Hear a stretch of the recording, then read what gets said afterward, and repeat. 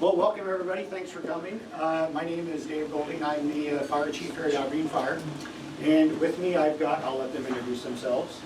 Matt Miller, Fire Chief, Hoquiam Fire. Corey Schmid, Finance Director for the City of Hoquiam. April Ballot, Cosmopolis, Fire Chief. And again, thank you guys all for coming. Our plan tonight is just to give you a quick overview of what the Central Grace Harbor RFA looks like. What we're hoping to do with this merger of the three cities' fire departments, and just what it means for you as the public as well. Like I said, it's going to be a kind of an overview of things. It's not going to get totally down into the weeds, but if you have any questions at all as we go through this, by all means, please answer or ask those questions, and we'll answer them best we can for you. So, without further ado, we'll just kind of jump into it here. So, what is a regional fire authority? What this is a concept in state law that allows city fire departments to merge, much like fire districts can. There used to be, or there is an avenue for fire districts to merge, but there wasn't really an avenue for city fire departments to merge. So they created this regional fire authority concept years ago with an RCW. So this is the path that we have kind of chosen to go down to try to better the services that we're wanting to just give you. Sorry, I'm trying to listen at the same time, sorry. So a little bit of history of how we got to this point and why we chose this fire authority concept. Back in 2018, I believe it was, we commissioned a study between the city of Aberdeen and the city of Hoquiam looking at the feasibility of merging the two fire departments. That process took roughly a year, and mid-2019 we got the report back that said it makes sense for these two cities to merge their fire departments. They gave us a few different options. One of them was do nothing, which was not the suggested what we should do, but that was something that was an option for us. Another one was to create a municipal fire district, which is a brand new thing that just came out at that time. Nobody in the state has done that. We didn't want to be the first, the guinea pig, so to speak. So we opted with the concept of the regional fire authority, which is a true and tested process that several other agencies in the state have gone through. Closest one that you guys may be familiar with is South Beach. The city of Westport and 4 different fire districts out there merged to create the South Beach RFA. So, even on a local level, it's something that has been tried and has been quite successful for them out there. So, why go with a fire authority? One of the things is economics of scale. Being a larger entity, we can potentially have some cost savings on what we're purchasing. One of the things that I like the story that Matt used last time is gloves. So Aberdeen, we buy a box of gloves for $20. Matt buys a box of gloves for Hoquiam for $20. And Nick is doing the same thing in Cosmopolis. Well, if we're together buying in bulk, maybe you can get a better price point. So instead of each of us paying $20, now we're paying $15. Just an example was buying in bulk for a larger entity could realize some savings for us. So a little bit more economics there. Increasing the amount of firefighters on emergency scenes. This is one of the big drivers behind this for us, is more personnel to respond and adequately mitigate the emergencies that we continually respond to. There's NFPA, which is the National Fire Protection Association. They have all these standards that with anything to do with fire, they've got a standard on. Anything from a fire extinguisher to fire hose to ladders to personnel. NFPA 1710, that's the standard, says that we should have anywhere from 15 to 17 people on scene of a structure fire within 9 minutes. We cannot do that today as Aberdeen and Hoquiam. We're busy enough, we usually have another rig out, we come close. But by doing this, by combining our resources, we're more consistently able to meet that objective. And what that translates into is a quicker response, quicker knockdown of the fire, thus reducing property damage. And that's what we want to do, is reduce that property damage. It also allows us to have more people to respond to multiple EMS calls. Adjusting resources based on high-risk areas, really we're able to shift our resources without worrying about borders. Right now, Aberdeen, Hoquiam, and Cosmopolis, we have to operate within our own silos, if you will. By doing this, the borders go away, we become one entity that can move seamlessly across those borders without having to ask for help. Right now, we have to rely on asking for help, and that creates delays. By this, we are just fluid and able to shift those resources as needed. Strength of each agency, we're able to work to our strength. There's some things that we're a little stronger in than the other two agencies, and vice versa. So we're able to take the cream off the top, the cream of the crop, and be able to really hone in on those strengths. Equity across the tax base. Corey will get into more finances here in a little bit, but what this really talks about is everybody across the RFA will be paying the same structure as far as when it gets to taxation and other fees. Right now, we all have something different, so equalize across the board. And retention and recruitment. This is something that we have a huge issue with here. Aberdeen Fire Department, currently we're down 4 positions. And Matt, you are? One and one more. Yeah, so basically 2. It's hard for us to get people to come and apply here. We're competing with the I-5 corridor. They are hiring people constantly up there, and it's hard to compete with what they can offer. One of the things that I know I hear a lot when we're talking to prospective employees, they ask, how's this RFA? It's kind of a selling point, and they like the idea of coming to a larger agency. A larger agency, by combining us, creates more opportunity for the employee. The smaller you are, the less movement for promotion and career growth. In a larger agency, you're able to do that a little bit more. And this retention of people wanting to stay here too. This is something that our crews are really vested in, and really they look forward to this as a potential change for them as well.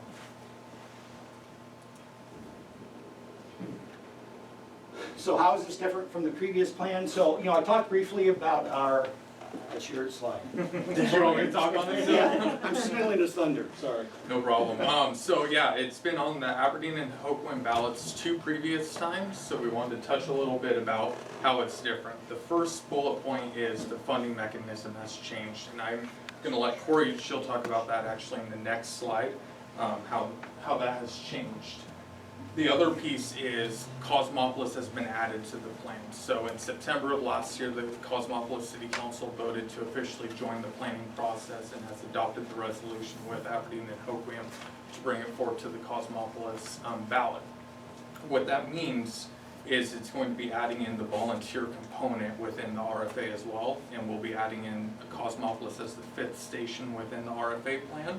So we'll still be retaining all of the volunteers that are currently volunteering in Cosmopolis and hopefully adding into that program to bolster, like Chief Golding had mentioned, of adding in more career staff, being able to train them within the department itself. The governance has changed slightly. So before there were 3 commissioners that would be over the department, and there was 1 from Aberdeen, 1 from Hoquiam, and 1 at large. With Cosmopolis being added, all 3 positions are now at large. We couldn't do 1 from Aberdeen, 1 from Hoquiam, and 1 from Cosmopolis due to the difference in population. We had to have all 3 be at large. And the transfer of assets has changed slightly. The City of Aberdeen and the City of Cosmopolis expressed concern with how it was previously written, mostly Cosmopolis, since we had the police department recently move in until they get their new building built. We wanted to make sure that we're protecting their interests and making sure that they still have a place to go if the RFA does go through. And I believe Corey's going to talk about the cost next.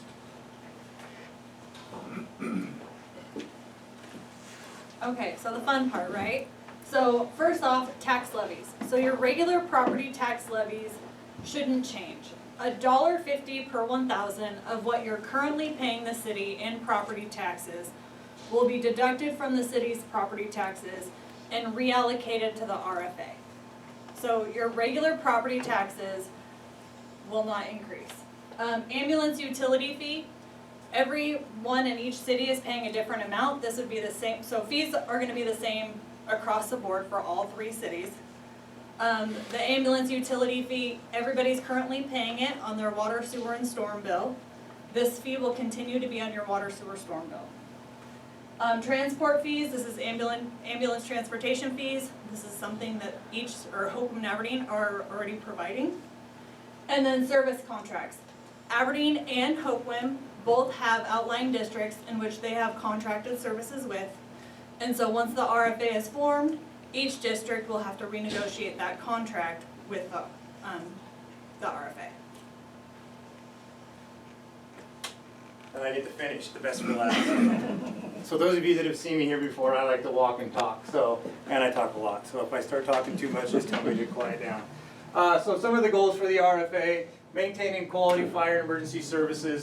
So we just want to continue what we're doing now. Right now we're providing the best service we can with who we have. All 3 of us are very limited, and we're trying to provide the best service we can across the board to citizens and firefighters. Dave mentioned early on about the number of firefighters we're supposed to have on scene. Sometimes on good days we can hit that, and sometimes we can't. And more people on scene means we are reaching that safety factor, not just for us, but for all of you. Whether it be a car crash like they just went on, an EMS call, or your house is on fire. Either one of those options, the more people, the more safe we can operate and provide a better service to everybody. Proven efficiency and effectiveness. So Dave also mentioned, more firefighters on scene earlier. We have noticed we've upgraded and updated some of our response policies, and us and Aberdeen working together a little bit more over the last couple of years, we've been able to get people into the house that's burning, that's on fire, and make a quick attack with a couple more people on scene. And as the RFA, this would just solidify that whole plan, and bringing in the Cosmopolis volunteers and the city of Causey, it was just going to bring more firefighters on scene. One of the things that I don't think we've covered, but I know there will be a question, so I'm just going to start it off now, is there is an increase to the monthly ambulance utility fee. And I know that's a big sticking point for a lot of people because we're all very conscious of taxes and where our money's going. That increase is going to help fund 4 new positions in the RFA. Dave mentioned the study from 2018-19, and in that study it said that combined Aberdeen and Hoquiam should have 10 more firefighters. Aberdeen should have had 7 and Hoquiam should have 3. That is just based off of the call volume and the work that we already do. So business inspection, public education, EMS calls, car wrecks, fires. We are already, both departments are understaffed. With this increase in funding, that is supposed to bring on 4 additional people. One of those positions would be a medical services officer. Medical services officer is here today, he was. Aberdeen has one that's a captain, Hoquiam has one that's a captain, and Nick is doing it for Cosmopolis. That person is in charge of making sure that all of the paramedics and EMTs stay up on their training, get the right training, the right number of hours, they file all their paperwork with the state, they get checked off on what they're supposed to get checked off on, and make sure they're hitting all the limits that they're supposed to hit. Anything else they're supposed to? Supplies. And then you get into ordering supplies and make sure we have all the supplies, making sure that all of our paramedics and firefighters know the county protocols and the rules of what medicines they're supposed to get, what interventions they can do, when, where, why, and how. by combining and creating this larger department, one of the positions would be a single person to do that across the board. So instead of having one in Hoquiam, one in Aberdeen, and one in Causey, it would be one person overseeing everybody. Then the other 3 positions would be entry-level firefighters. Boots on the ground, day in, day out, just adding to our daily staff to respond to these EMS calls and car wrecks and structure fires. And that kind of goes into the substantially staffed fire department to seamlessly handle calls. Dave kind of touched on this a little bit as well. Today, as it goes, if Aberdeen has multiple calls, which they do about 50% of the time, that means they're on one or more call or more than one call, and they don't have enough units available to respond to a call in Aberdeen, they have to get back on the radio and say, hey, call Hoquiam. And then the dispatcher has to go and tone out Hoquiam and then spend an extra minute or 2 to tone us out, and then hopefully we're available to come over. And if not, then they have to go back to Aberdeen and say, nope, Hoquiam's not available either. And all that takes time.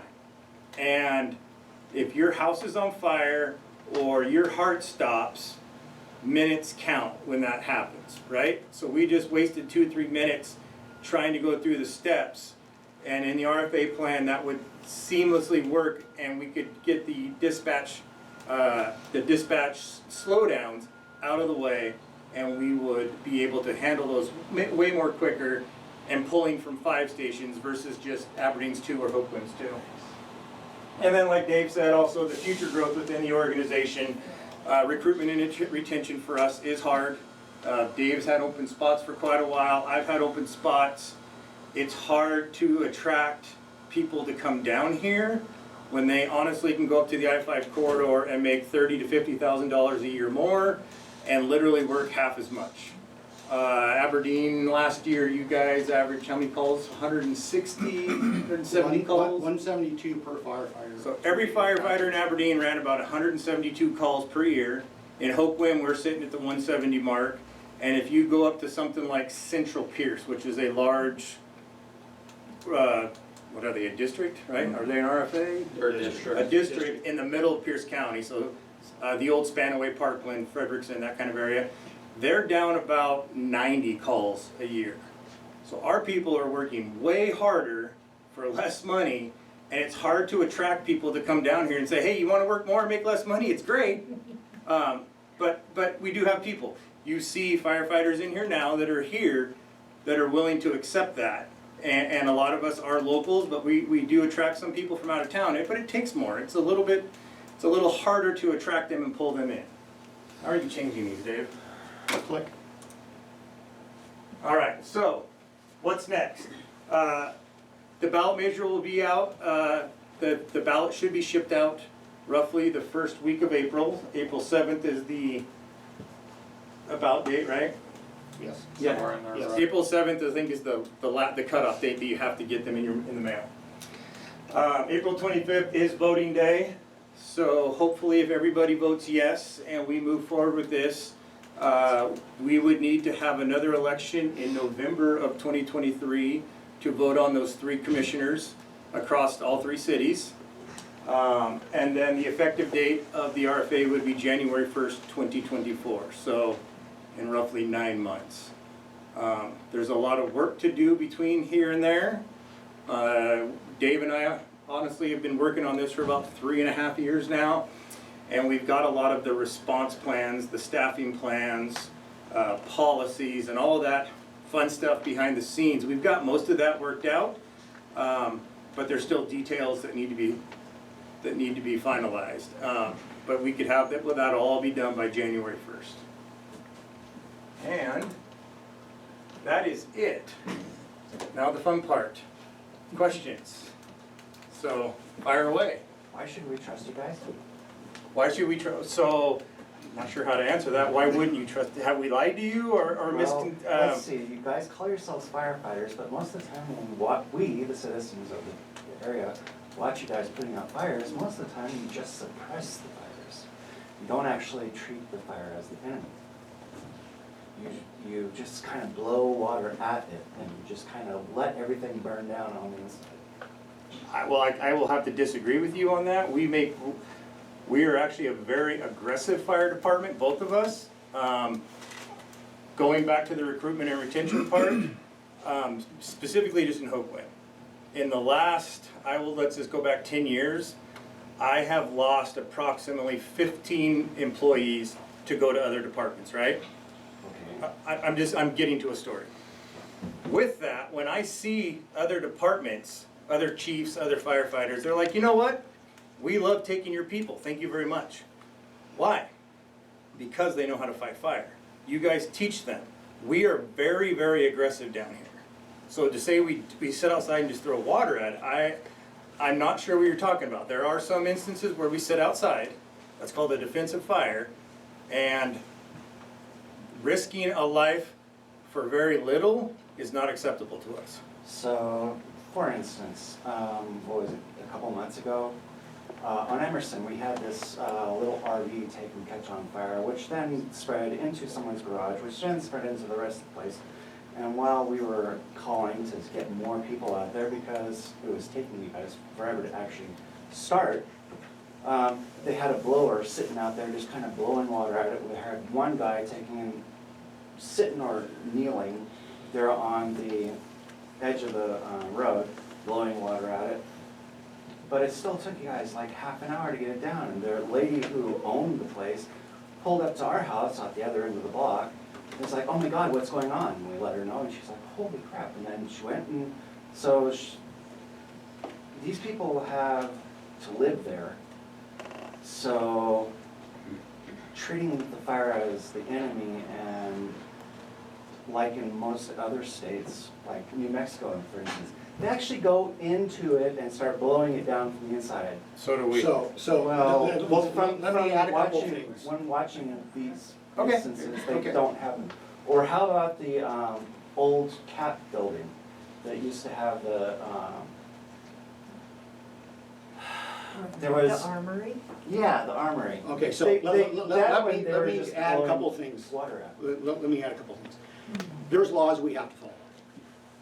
We cannot just cowboy a fire.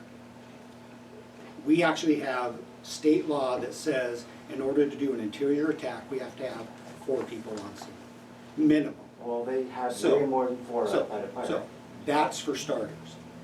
And then depending on the size of the fire, our incident commanders need to do a risk-benefit analysis. Is it worth putting somebody in that fire to save nothing other than the contents possibly? Because it's fully involved. It is not safe, it's not tentable. Yes, we have the protective gear, but that does not protect us from a fully involved, that hot of a fire. So a lot of times, if the fire gets a good start, we have to do it from a defensive stance. It's not safe for us to do that. So we look at firefighter safety as our #1 priority. So, and I will argue that all day. So, also, the museum fire. We did try to make an interior attack on that. Kelly, how was that? You're not gonna do much with that much fire. That was a Wasn't fire enough that water in started. the hand line to put that fire out from the interior. Yeah, there was so The much entire fire. inside of the building was on fire, and I had a 2.5-inch hose, and it was doing nothing. So, I'll get to you in just a second. Yes. So, that fire didn't start right then. That fire started hours before. And it just cooked and burnt and burnt and burnt until it went through the roof. That's when we got the call. There was no way we're gonna send people into that fire. We tried. And Kelly got to that front door of the museum. This is getting into fire behavior, but he had air pushing him in because the fire was so hot and going so much, it was pulling air in. There was no way we're gonna go in and put that fire out. With hand lines. Why is it that it took several hours for anybody to realize that was going on? That was the building. Yeah, no suppression system. I believe it did have an alarm system, but the alarm system was, and I'm trying to rack my brain, I don't remember exactly, but it only had a couple detectors in the whole building. And early notification is key. If you go and, if you search this on YouTube, there's some really great videos of fires comparing what we call a legacy room to a current room, just a bedroom or a living room. Upholstery, couches, tables, they used to be made out of real fiber. You take a couch today, what is it? It's polyurethane. Yeah. And just watch how fast that fire grows today compared to the same type of materials from 30, 40 years ago. It is astronomical how fast it grows. Fire doubles in size every few minutes. So sometimes the fire gets so big, it's not safe for us to be able to go in to get it. So that is why from time to time, these big fires, yes, we do fight them defensively because I don't want my people to go in to an untenable, unsurvivable situation. Okay. Oh, and we had a question back here. I'd like to stick to the RFA as a topic of question, if we could. And my question, I have two questions. One is, just out of curiosity, is it required that we be an RFA in order for Causey, Aberdeen, and Hoquiam to both buy together? Is that a condition that has to be met? Or could we be both buying already and we're just not doing it? I suppose there could be a mechanism of like a purchasing cooperative. Cory might be able to answer. Yeah. Yeah, but that's gonna be more into her wheelhouse. So there's a lot that comes into play when it comes to procurement. And so every entity has its own purchasing policy, and state laws has, depending on the size of the entity, it has different laws and regulations into purchasing volume, dollar amounts, whatnot. And so it would be, you'd have to create an interlocal agreement, and you'd have to, in that interlocal agreement, have to say, you'd have to follow, I believe, the lowest entity's dollar threshold, and then with that, you'd have to say, like, who's gonna take what, who's gonna pay what, how, and everything's gonna be disposed of and surplused, and so it kind of becomes a huge mess, so. I would say no.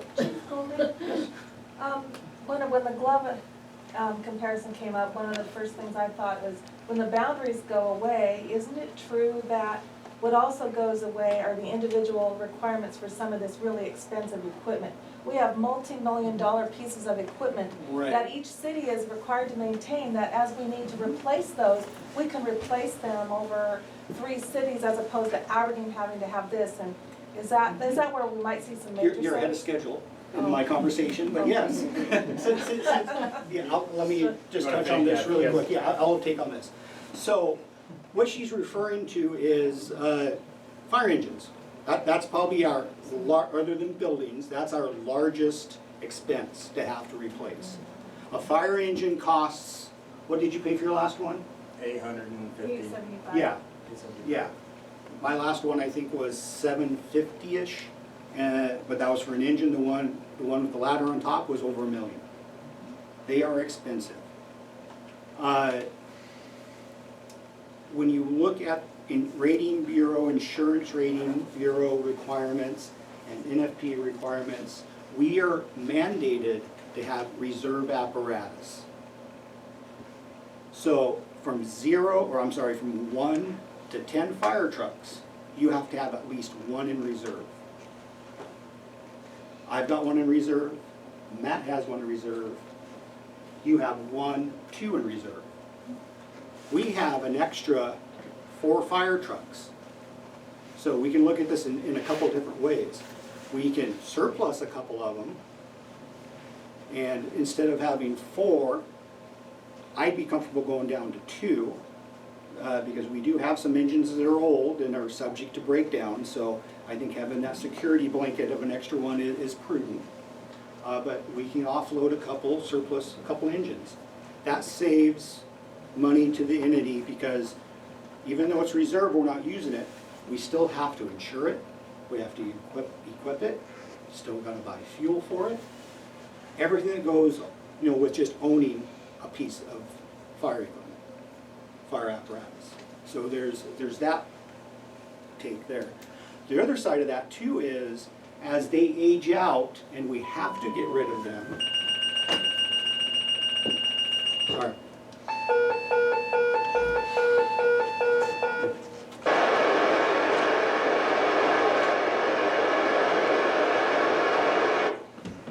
Aberdeen Fire, unknown injury accident, 2700 block Sumner Avenue.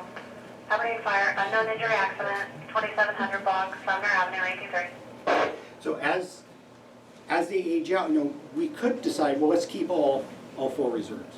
But as they age out, we won't have to replace them.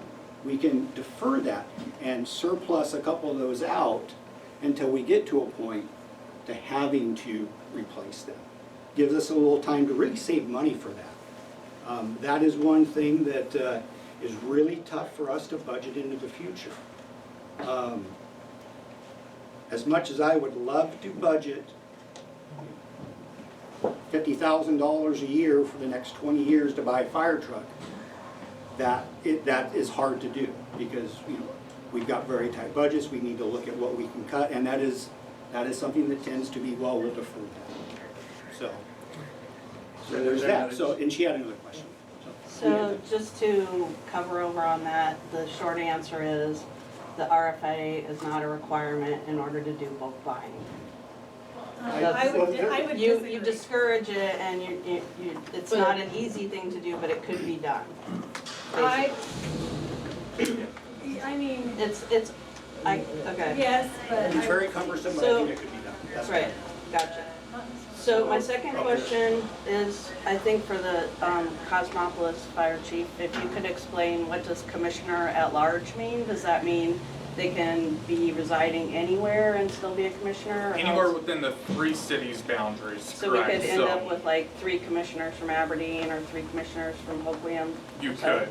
Theoretically, you could have 3 commissioners from any one city. If we were to draw districts based on population, you could still end up with 3 commissioners being out of Aberdeen. And the Planning Commission, I know you guys took quite a while to make a decision on the best route to go forward when they were faced with that decision. Ultimately, they felt like it was more fair to have it be at large from all 3 cities. That way, it doesn't arm string Aberdeen into having the most say when it comes to the department. So are you saying that you draw new district lines if we're an RFA, so that it's not necessarily Causey, Aberdeen, and Hoquiam in terms of like fire services, or? This is just the commissioners, so Oh, for the the elected commissioners. body that oversees the department. So as a Causey resident, I could end up with 3 commissioners representing me that don't reside in Causey You quite could end up easily, with that. because we have such a low voting population. And You I could end think up- something to okay. keep in mind with this is the RFA, it is not the Aberdeen RFA, it's not the Cosmopolis RFA or the Hoquiam RFA. It is the Central Grace Harbor RFA. It's a brand new entity with its sole purpose to provide fire and EMS protection to the area, not, Correct. you know, not to Aberdeen or Hoquiam or Cosmopolis. But It's this new Cosmopolis entity has a with- particularly close relationship with the concept of its fire department from like way back to Right, 1885. and honestly, we're And we're hoping to the build on that. smallest. Yeah, we're hoping to build on that. Causey is not being discounted or kicked to the curb, so to speak here. We are embracing what they have with their volunteer and the history they have there, to the point to where we actually are going to open up what Cosmopolis does to the entire RFA. So anybody within the RFA could volunteer. Today, Aberdeen and Hoquiam, we do not have volunteers.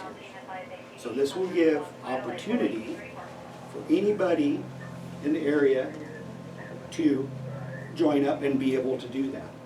A couple of things that's really nice in my mind as a chief is it becomes a hiring pool. We get some good volunteers, we get them trained up. That's a place we can look to hire. That's how I started in this business. And Matt was the same way. Eons ago, I started off as a volunteer and a resident with Raymond Fire. And through the years, look at me now. And, you know, if I can do it from Raymond, anybody from Aberdeen, Hoquiam, or Cosmopolis can do it. So I believe there's a lot of opportunity for the RFA as a whole with what Cosmopolis has to offer and their history and experience in a volunteer organization that we don't know too much about other than that's how we started. But the actual nuts and bolts and managing that, that's gonna be a great resource for us. And I will add though, that also, so I've been involved with the RFA process as well since 2018. And COSI has the most community members that show up to our meetings. They are dedicated to this process. I'm a COSI. Yeah, I actually wouldn't be surprised if all 3 members of the commission were from COSI. So it could go the complete opposite, it could go on the complete opposite side. But I assume that goes out to a vote of the public, right? To Of Aberdeen, hire the Hoquiam, and commissioners? COSI, so it's all 3 cities voting, so it's all 3 As a cities one combined. voting block? Yes. Yeah. And So, isn't it correct though that if you have districts, they have to be of equal size, which Yes. would mean that a third of Aberdeen would be in each pool, and so we're a small enough Yes. community, they thought Yeah. that you could, you know, people know each other. yes. Yeah, when we ran this by the attorney who represents a lot of RFAs across the state, that concern was brought up. And he said that what they've seen in every other RFA in the state is that the vast majority of the commissioners who are elected truly represent the entire area. They're not about their little niches, which for me was reassuring as a Cosmopolis resident because I had the same concerns. But to hear him working with RFAs on a daily basis, to be able to share that experience. I'd like to see like the studies behind that or the research around that to And I think that combat was, the unconscious bias there. and I think that was him as the attorney, Branson. when he Yeah, shared that was during just that his meeting. That's perspective. personal So, experience. one thing I would like to add to the governance board is it's not just those 3 commissioners. Okay, those are the 3 elected, but each city will appoint a non-voting advisory member from their city council and or mayor, so from their elected group, to sit on this board as well. And that's kind of the check and balance. That making sure that the needs of each 3 cities are being met by this new entity, for them to have a voice at the table.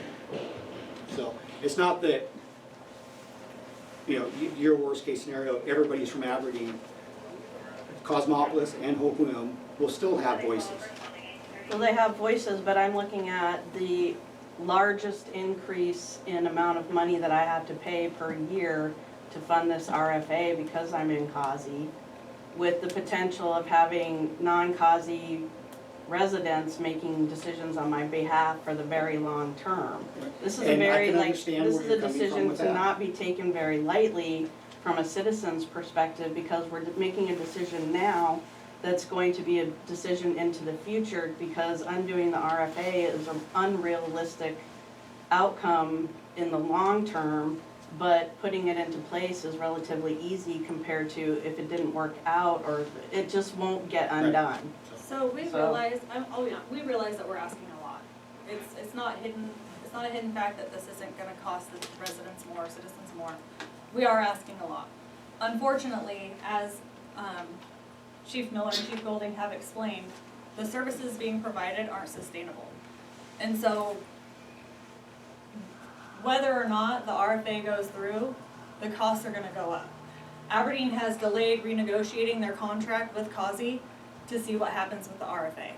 Those costs that you're paying monthly, whether you're an Aberdeen, Hoquiam, or COSI resident, are gonna go up.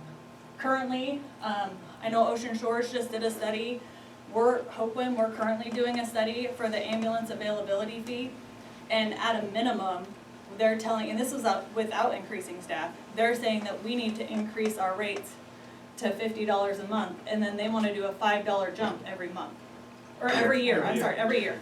Thank you, every year. So, and Ocean Shores is in the exact same price bucket. From what my understanding is, that's kind of hearsay, but that's from what my understanding is.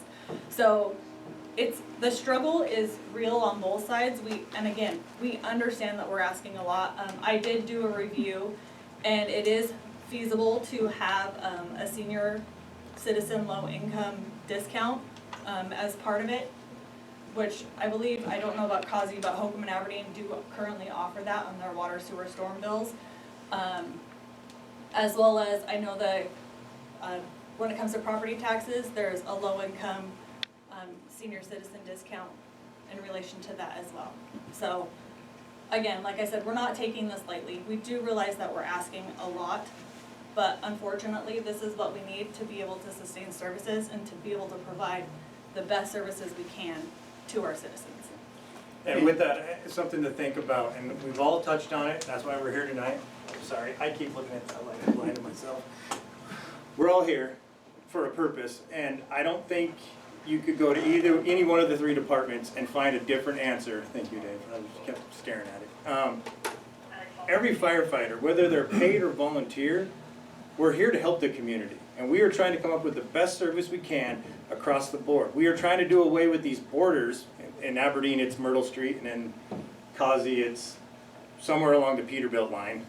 I don't know, there's no street, right? There's no street, it's just a line. Just say Peterbilt. And so, we're trying to come up with a plan, or we have came up with a plan, and we're trying to convince you, obviously, to go with this, that this is a regional thing. It's not just Hoquiam's trying to get better, or Aberdeen's trying to get better, or Causey. We're trying to do this across the board for all citizens. I live in Causey. I will see the same rate increase you will.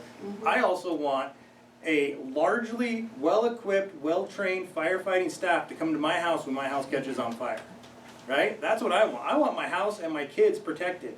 I also want that if my mom lives with me, she's elderly. If she goes down, I want paramedics coming to knock on my door to take my mom and help her, right? I want what's best for the community. I care about my neighbors around me. I care about I know a ton of people in Cosmopolis, and I care about all them, and I want them to have the best service, right? So we are trying to come up with this plan, or we have came up with a plan. I keep saying trying. We have came up with a plan that is including the Cosmopolis Fire Station, including the Cosmopolis volunteers. Yes, there's only five of them today, and we want to increase those ranks. We want to bring those way up. Like Dave alluded to, selfish reasons. We want to hire some homegrown talent that we can bring up through the ranks, train them, and so we have somebody that we know and we've worked alongside that we can hire to continue to stay here. I don't know about how many people here have kids and how many have moved away, but I have a lot of my kids' friends who leave. There's not a lot here. We're trying to provide this another opportunity, and it's hard to get people to come in. So I'm looking at the increase, and yes, you and I can differ on the value of it, but I see that as a huge value to make sure that I've got a fully staffed fire engines and ambulances and battalion chief coming to my house if it's on fire or if my mom has a heart attack. So in case you're interested in, trying to hone this point, is that where you're missing to convince me is that I think that $50 a month times 750 water meters in Cosmopolis is like $450,000. I'm just a layperson, so I'm gonna ask you this question. I'm not the mathematician. Is that not enough money to fund a fire department for Causey itself? For a volunteer fire department, strictly yes. I mean, it's probably more than enough money to do that. Right now, we have, 2 volunteers? 5. And you're graciously underpaid for what you're doing right now, which is unfortunate to me. We are paying Aberdeen. And we're paying Aberdeen to be our main. Our primary response. Primary Right, response. take And you that money still and will. add You've to the been pot. paying Aberdeen for 30 plus 40 years to be your EMS service. Okay, so we've been paying Aberdeen, so on top of that, we're paying $450,000 a year collectively into the RFA, so I'm missing on the, and to speak to Ocean Shores, I moved from there to Causey, and my taxes and everything are $1,000 more in Causey than they are in Ocean Shores, so They maybe have they a are Taj underpaying. Mahal, the fire departments. But what's missed for me, and this isn't a financial problem for me to fund the RFA, but I'm missing the how does this give me something in the long term that looks like Causey having a fire department? So something that is not directly related to Cosmopolis, but this is going to be a ancillary effect, if you will. And I hate to go here, but to be realistic, if this RFA does not happen, as the Aberdeen Fire Department, I am going to have to seriously look at what it is we do. We cannot sustain what we're doing. We are at a breaking point. And the service is going to break. My guys ran 28 calls just the other day. That is crazy for a city our size, for a department our size. You compare us again to anybody else on the state. We are consistently at the top of that workload number. And without some sort of investment in the operations of what we do here, we're gonna have to rethink, can we still provide a guaranteed paramedic response? We may not be able to. We're gonna have to maybe staff aid units instead of paramedic units. And maybe have a paramedic that might be able to run around, because I can't hire paramedics. I can't find them. So, you know, we're really gonna have to look at what we do, and coupled with that is, are we able to now support the outlying districts? And they're the cities. Because that is a strain on us. Yes, we're getting paid for it, but you know, we're gonna have to, you know, there are no options gonna be off the table in my mind of what do we need to do to be able to create a department that's sustainable, and that's either going to be increase in costs or decreases in services at a minimum. Mayor, Real quick, I know Pete has a statement or a question. I want to get back. I want to finish your question. I don't know if I'll ever be able to convince you. I don't feel like I ever will convince you, but I still want to talk to you about it. So we'll let other people ask. I think Steve had his hand up too. Well, yeah, I know some mayors first, so Yeah. we'll let you go. Well, Dave was being real nice and trying to explain how in the future, Aberdeen's probably not gonna be able to serve Cosmopolis like we are. And I told him that because our firefighters are struggling so bad right now to maintain what their responsibility to Aberdeen is. That the stress levels are through the roof. They're leaving for bigger fire stations out of the area that, like they explained before, pay better with half the calls. And we cannot sustain where we're at right now. If this is no threat, we're trying to tell the facts. If this RFA fails, there's going to be a big change in services. And Cosmopolis is very likely to get one that's going to suffer the most. So just to make things clear, I don't know who you are, you're the mayor of Aberdeen? I am, Okay, sorry. thank you. So, for me, this all came about, and we looked into this situation of creating an RFA for a reason. And that reason was sustainability. There's not a city in the state of Washington that's not struggling financially with their fire departments. Some of the bigger cities look good because they have bigger budgets, but they're cutting fire department budgets so they can increase police department budgets. I mean, it's as simple as that. But they're all struggling, and Aberdeen has. Actually, I think we were unique. We had an emergency room on wheels at an early stage when bigger cities were just thinking about doing that. And we could go back to a scoop and run system, which we had when I was a young guy. But an emergency room on wheels is very nice if I have to call, and they come right to my front door. And in order to sustain that, we have to make a change. There has to be a change. And that change is the RFA. There's no conspiracy, there's no monkey business, it's the facts. And there has to be a change. I hope you're not insinuating that I think this is a conspiracy. Oh, no, not at all. I'm just saying that. Just want to be clear on that. I'm sorry. But that's the facts. There has to be a change, and it's either, and when we sat down and tried to figure out what to do with this, an RFA was a simpler way, an effective way, and we either get it or we're gonna make changes the other direction. And it's gonna cost services, and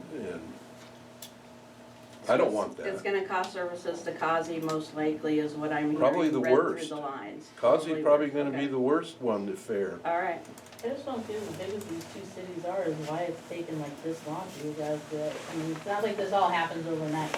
You know, you guys like two fire We've got, stations. we have two I mean, more that's questions out crazy, here, you and know? I will come mean, back to you you're as paying for your well. past, you know, Yeah, people and in we charge.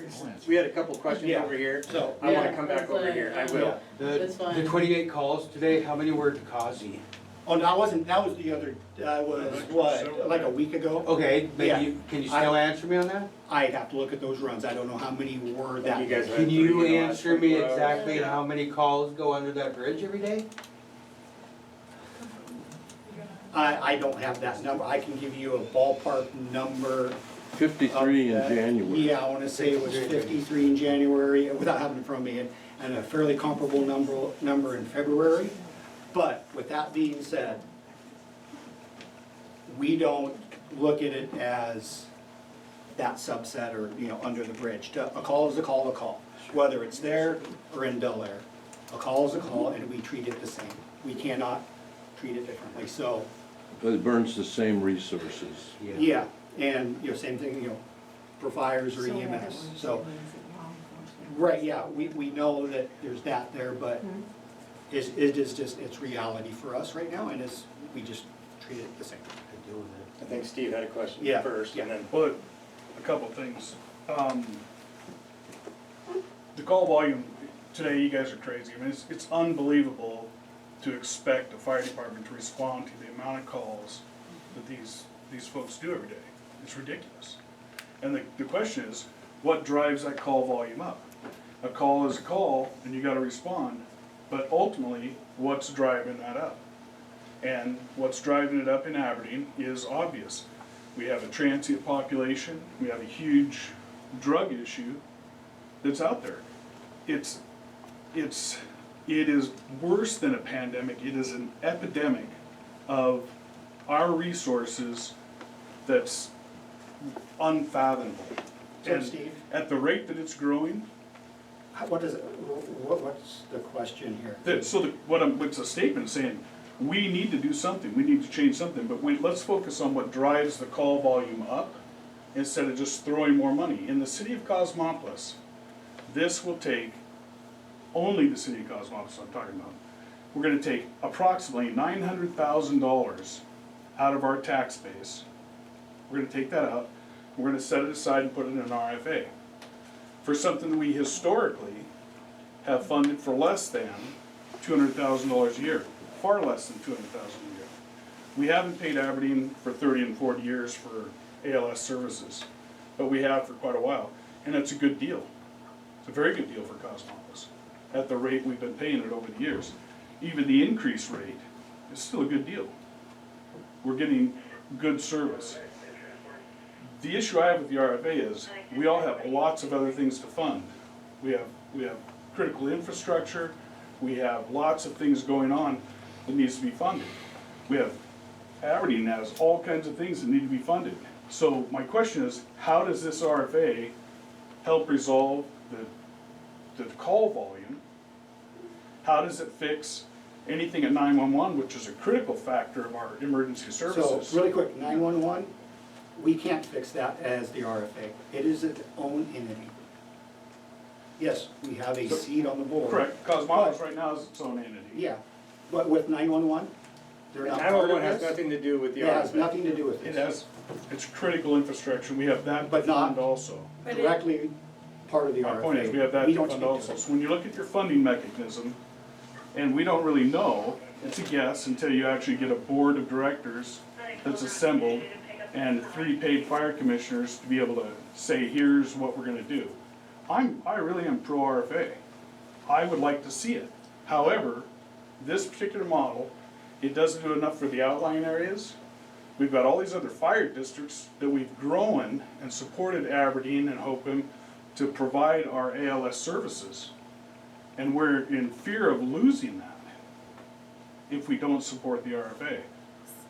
the RFA is in, you know, it's, the other thing, we talked about experience of you touted being able to tap Cosmopolis's experience and knowledge and everything. We don't have that right now. We've got a brand new system starting. So don't rely on that. Well, actually, we will, we are, because Chief Valley is doing an excellent He job is, over I there appreciate recruiting and the setting effort they're doing. standards, so they just have to get more people. But that history, And also, we don't have. your $900,000 is completely wrong. $1.50 per 1,000 for the city of Causey would bring in approximately around $340,000. 340, with today's taxes, Yes. everybody's taxes just came up $340,000. Yes, $1.50 per 1,000.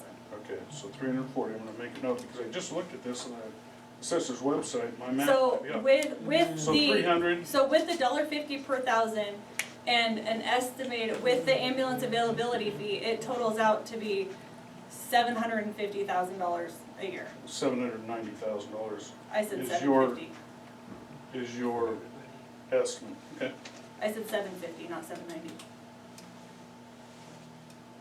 Okay, So, but that's just those two funding options. There's, But you dropped 900,000 just on the tax base I for did. Causey, so I was correcting you that both mechanisms would be less than I that. did, I just looked at the county's website today and got the numbers from there, and then I also took our finance director's number on water meters and did that, and it came up to 900,000. I'd be more than happy to send you my calculations so that we can get your facts correct. Okay, Okay. you know, I have your Right. email address, so I can send that to you tomorrow. so when my wife and I, we needed a place for us and our kids, and so we moved down here. We bought our house, and that year we paid $650 for the entire year for our taxes on the house. Today, it is $2,500, so it keeps on going up. The city has done nothing to improve the value of the home, and we're expected to take on the additional expenses of, oh yeah, you're a bottomless piggy bank, here, let us just take some more. So the $1.50 per 1,000 is not an increase. No. It is. So, On there- property No, no, taxes, it's not. no, it is not an increase. It would take away from the city So, what you're and currently paying. what So you guys are city of saying is Aberdeen. no, we're gonna just replace this with this. But in actuality, like in Hoquiam, you say, oh, well, we've got these two, educational, what are they called? Over in, the levies, we had two levies. Like school We're gonna levies. replace those two with these new two levies. But guess what? We paid all 4 levies that year. So are you talking about the voter But we're approved? supposed to, we're expected to trust that, oh yeah, by the way, we're only gonna do it this way this time, and then we're gonna change it to this. So the another only time. way that So what that would we be, are, educational No, would be the school no. district, not. So you say that that's the educational district, no, who Well, you said takes- education. Right, but who takes the money from us to begin with? For Grace what? Harbor County No. Treasurer. The treasury takes the money from us, hey, here's a bill. That's what I just said. Okay, so, you're asking for this, while we have been betrayed in the past, How have you been betrayed? because they say one thing, they deliver another thing. Who did? Our tax levy people. So the county assessor, Yes, who assesses your property? well, there's that too, but if you say, oh, here's Hoquiam, we're gonna do this, we're gonna charge you this, okay, and then here comes tax time, you have to pay us this, oh, well, what you want versus what you promised is different. So why should We we trust can that you only- guys are not gonna do the same thing? we can only, number one, we can only speak to the fire portion. There are lots of different, you got a hospital, you've got port, you've got schools. You got There- library? We're getting charged from every which There direction, is a so it's lot. always going up. So we can always only speak to the fire portion of that. The fire in the city, that's all that we're Yeah, speaking yeah, outside that's- of, is the fire in the city Everything else side. is theirs. We can't dictate. And that. anything excess is voter approved. Yeah, so anything. Nobody can Well, just increase their property and like tax. with this RFA thing, 32% of the registered voters voted for that. 17 approved. So why is it that? What? And those numbers aren't correct. So first vote was 14 votes shy of 60%. Aberdeen passed the RFA. Yeah. The second vote, I do not know the numbers, but it was 53%. 53 or 54. Yeah, right in there, percent. Of the total number of people who voted? Yes, Yes. yeah, Okay, so it wasn't failed by that. It failed from the concept of, The supermajority. because of the funding mechanism we had, that we had, it was a benefit charge. And I hate saying it because it didn't work. It's gone. It's gone. That needed a supermajority. It needed 60%. So if we had the same funding mechanism that requires only 50% now, it would have passed those 2 times. So. I'll go to you, then these two had questions that I'm trying to get back to.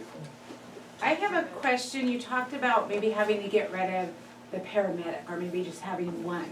So my question is, because I'm very concerned about long-term how these fire departments, Yeah. and we have, I appreciate, Hoquiam Fire Department responded to a fire, I think on Christmas Eve on Lawrence Drive. You guys saved my parents' house.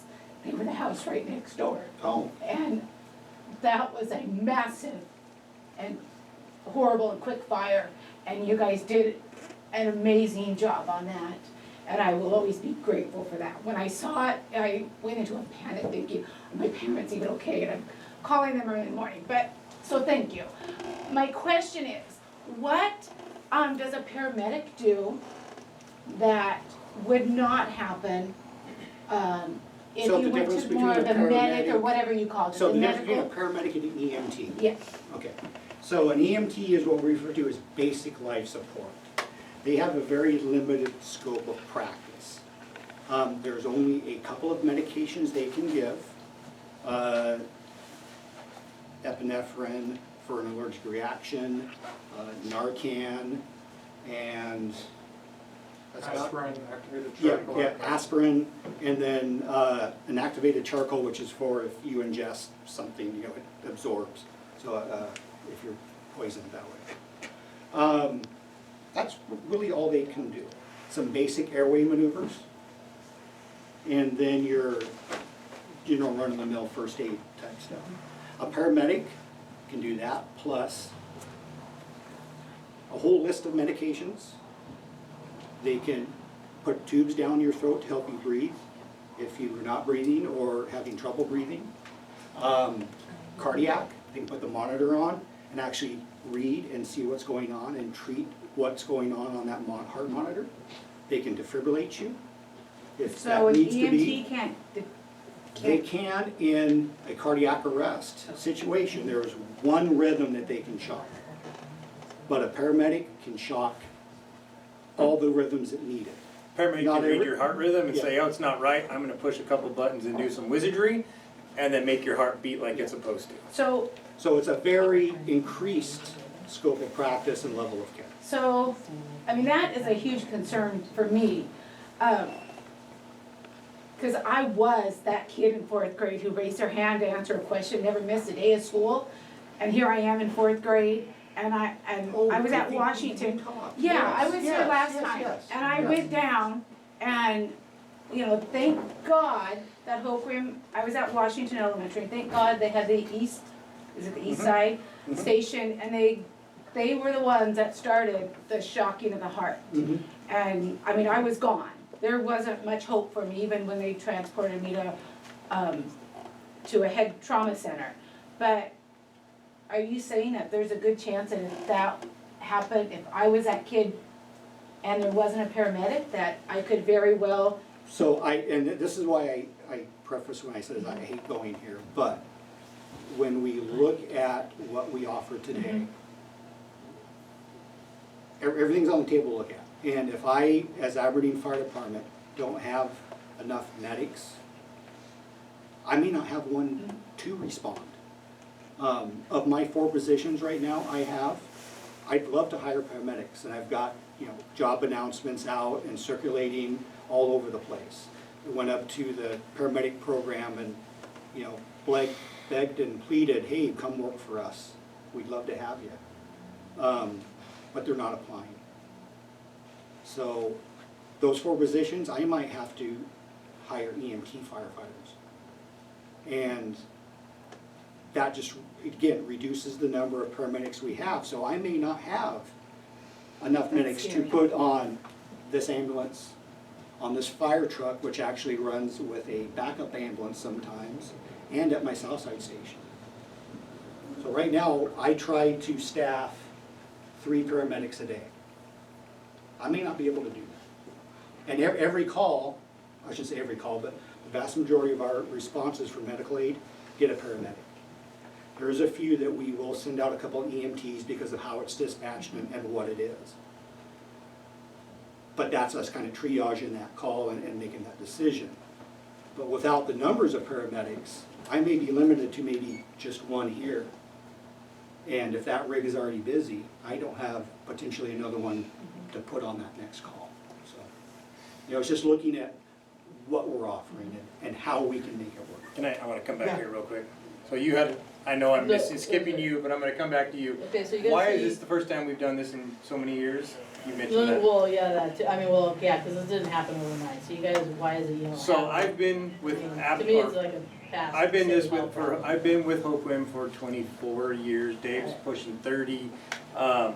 In my time here, the cities and the unions have kind of talked, and we literally got to a meeting where we were sitting upstairs in Aberdeen City Council, Kelly, help, 15 years ago maybe. Probably, yeah. And somebody said the wrong word to the wrong person at the wrong time, and we all walked out of there and never Well, talked about it again. That's stupid. And they talked to Now you're backed up to the wall and now You're- you you put the are pressure on 100% everybody. It's correct, like, you correct. gotta do it or you're all gonna die, you know, and it's like, Well, yeah, and but I'm you're not not even giving us a timeline of how long it's gonna take before you're even fully staffed. That could be 2-3 years down the road, where then it's still just the way it is. Right, and we're hoping to bring You those know, people on as While sooner we're the better. paying you all this money and all these commissioners and everybody else. Okay, so I wanna clarify what Steve said, he is right, the commissioners are paid Yes, yeah, they're all paid. $100 every day that Is it they. 112 or 100? Yeah, every day It's they under work, which means. $9,500 a year. How much? Well, that's the math. Well, That's how the- much? Well, listen, It's well, a- well, no, That's the that's- you guys are RTW. gonna It spend the says first 2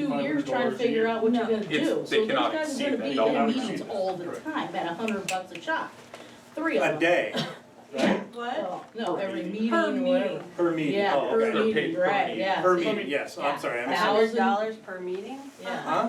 times 3? What? $100 $100 $100 times per- 3 So of it's them, 100 times what? Three. Yeah. $300 per meeting. How many meetings are Yes. gonna be a lot for, cause you Typically, guys don't there's even have only a one, plan. typically there's a meeting per month, or One meeting maybe, a month. or 2 meetings a month at max. That's your general So, schedule. to go back to your question, we're trying to start something, yes, we're not trying to put your back to the wall, it's been talked about over 50 years, Aberdeen and Hoquiam have tried.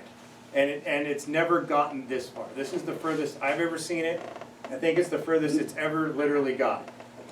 We are trying. You're right, it should have happened 50 years ago, I'm not, you are not wrong. You're preaching to the You choir. are, you're preaching to the choir. So then if it doesn't happen, okay, so then you guys are gonna be up against the wall, then all of a sudden, you're gonna have to fork out the money, your people are, the population's gonna have to pay for it one way or the other anyway. So to go, now I'm gonna kinda lead back to your original question of what are you getting out of this? So, you said why not just do it in Cosmopolis? So if Cosi raised their rates to $50, that we're tentatively asking in the beginning, because you're right, there's only estimates as of right now, but that's the best estimate Corey can get off of 2023 figures for all 3 cities. We can't just start picking numbers out, she has to use hard numbers, so she's using that.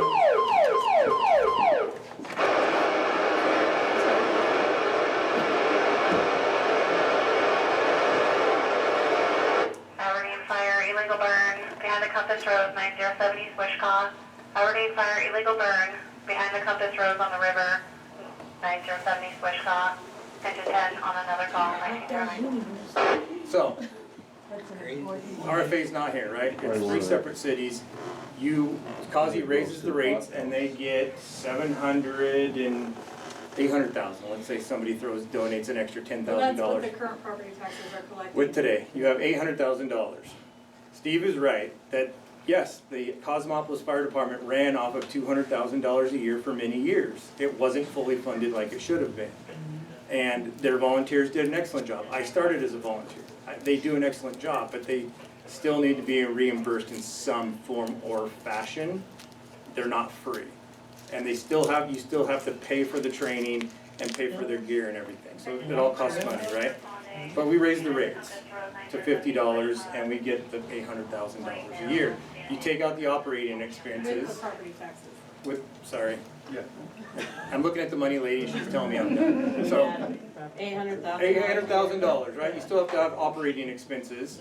So what do you hope to get out of the volunteer, or Well, that? it's $800,000 a year plus whatever we're paying. No, No, I'm saying the RFA isn't here. I wanna see, so. Right, but I'm saying what Kazi has for money is $800,000, which is coming out of our ambulance Not- fee and our. Are you talking about his scenario right $150. now? Or in general? Plus, we are already paying for Aberdeen, which would come back to us. So however much we're paying for Aberdeen now would come back on top of that 800,000, Well, correct? that would be part of, That would be that would be part an of it. expense paid. So what I'm saying, you have an So, yeah. $800,000 budget, you wanna hire a couple people to work in Kazi? Is that what you would, I mean, so let's hire a Well, couple I'm not a people. fire department organizer, I know, so I I'm don't just- know what I would do, but He's Right. just trying What to I- understand. I'm trying to make a point, you just Okay. said, what am I getting? Cause you have made the comment that you support and you believe in your local fire department. I want a local fire department. You're still yes. gonna have a, anyway. Your station is staying open. You- There's I still gonna be. I understand, but it's not. What's the difference between paying the city of Kazi $50 a month and maybe getting 2 or 3 paid guys and having them operate within your city and as a silo by themselves versus across the board? And now if your house catches on fire, you're getting an engine, 2 engines from Aberdeen You guys Hoquiam. are too busy, so Kazi's at the bottom of the tier for that thing, and I don't have a guarantee that all of a sudden, if you guys are called out and something happens with Kazi, trust me, I might as well just stand there and watch it burn. I So- disagree, we had a structure fire this morning I know, actually, yeah. and Southside's ambulance is out another call. Yeah, it We was still a got small an one. engine, medic unit, battalion from Aberdeen's headquarters, and an engine from Hoquiam. Cosmopolis didn't have anybody available. Yeah, that was a perfect example right there, it was a great segue of, yeah, today, tone for a structure fire, and I had 3 calls going in Aberdeen already, and we were still able to pull pieces together and with Hoquiam to get an adequate response, and, you know. And to be honest, what I'm getting right now is it doesn't matter what I say or how I Well, answer no, your I'm try- question. no. I'm trying to answer it, but you're coming up with a, well, you're gonna have too many calls, you can't No, come anyway. I'm not interested in whether you have too many calls or not, because that's not even a metric that we can talk about. Because it's not, there's no basis in that for me to make a decision, it fluctuates too much. Right. So what I'm trying to get at, because I'm not a fire department person, I'm an IT marketing person in cybersecurity. Okay. So I don't know about all this kind of stuff, but you're asking me for money, an estimate of money that's gonna grow over time for something that I don't feel confident enough in my knowledge base to make a decision for my future that's, you know, not just based on, cause he told me that Kazi's gonna be out in the doghouse if we don't do it. You know what I mean? So I wanna make an intelligent decision, I and I appreciate want that. to know if it's realistic that Kazi could have its own fire department staffed with $800,000 a year if it doesn't go into this RFA because So we're gonna be in the doghouse. You It could all probably depends. hire 3 people to have 1 per shift, provided they don't ever get a day off. Just Yeah, to it be straight depends up on- honest. Yeah, no, and he's. You could hire Like 3, volunteers. So 3 paid people and then volunteers somehow could, But At an Okay. EMT level, just to make that clear as well, we'd still have to figure something out for for paramedics. EMTs, okay? I They're just not wanna gonna be able to understand afford where 3 my medics at that community dollar. is and what we have available to make our decisions. Absolutely. Nick, do you wanna explain how volunteers have to have the same certifications Yeah, as? I so- mean- Yeah, we know that, yeah. We're held to the same standard, Well, yes, you know. of course. I still hold an EMT license, I have to go through the same Yeah. EMT Yeah. training, Yeah. still the same fire training, absolutely, And the, so. and our police We did know officers that. go through Yeah. the CPR and all that stuff too, right? From what I understand. They do, yeah. Right, Okay. so And I believe technically there's, all of you are EMTs. there's actually a No. fire guide No. Why not? right behind you that actually. well, has the something fire to say department, about or do you including the cops in this? Oh, yes, I am. Yeah, that's what I'm saying. Oh, I thought you were including the police No, officers. Police no, are just first aid, there's, Yeah, it's, no offense to police, Which is Right. dumb. but their level of training is Yeah. down Oh, here. yeah, which is Right. dumb too, you know, Okay. it's not smart either, but So, the more you know, the better it is. yeah, Brian? Do either one of you know, or anybody, what the budget is for the city of Montesano, for the fire department? Anybody have a roundabout figure? It Reasonable. is No idea. $1 million. How much? It's over $1 million. Okay, so let's just say, let's work with I don't know for sure, let's but work I- with yes. 800,000, let's shoot for that.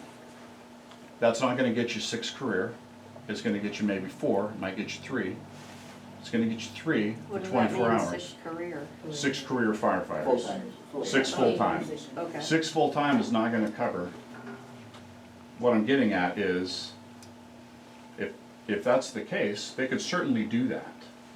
Although Montesano struggles with their volunteers, they struggle with the call volume, they struggle with a lot of different things. What my point is, I'm trying to put it in perspective of their budget, how much money they have coming in, how many career staff they have, and then also to supplement with having a pretty healthy volunteer support. Yeah. That's something that you'd have to have a healthy volunteer support to support your career staff, to make COSI a standalone agency, if that's what the citizens Does chose to do. population not factor into that calculation though? 'Cause I Well, don't think- Montesano's got a population of 4,500 people, and And ours is COSI's what, about 1,600? 2,000, 1,600? Yeah, so quite a bit smaller. Quite a bit smaller. The call volume doesn't necessarily support hiring more career staff just to have, even if you have the budget. Does that make sense?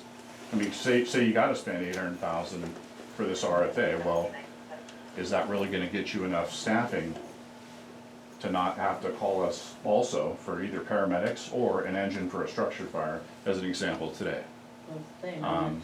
I'm just trying to put it in perspective for Yeah, some I people that appreciate don't that. know, like a city of Montesano size, how many they have, what their budget is, and they pay a lot of money for the 6 career, and they still are calling District 2 and other agencies to come backfill and do things like that, because they don't have enough people on scene for a single residence structure fire. Okay. One point you said you're hoping to gain some information to make an educated decision about what is best for you and for other residents of COSI. And what I would say is, just in this room, I can probably count 150 years in the fire service.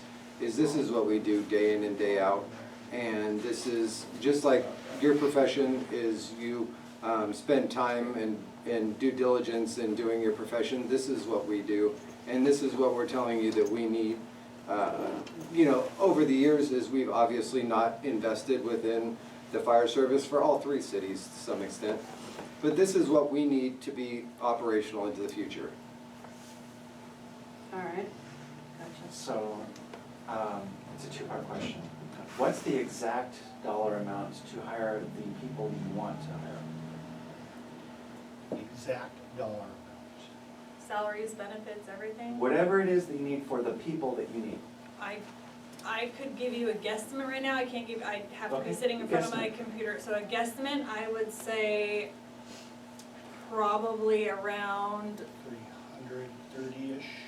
for 4 people? One's a paramedic? For one. With benefits? You're talking about just salaries. No, Yeah, no, I'm not the trying 4 to- people. You were talking earlier about needing 7 people.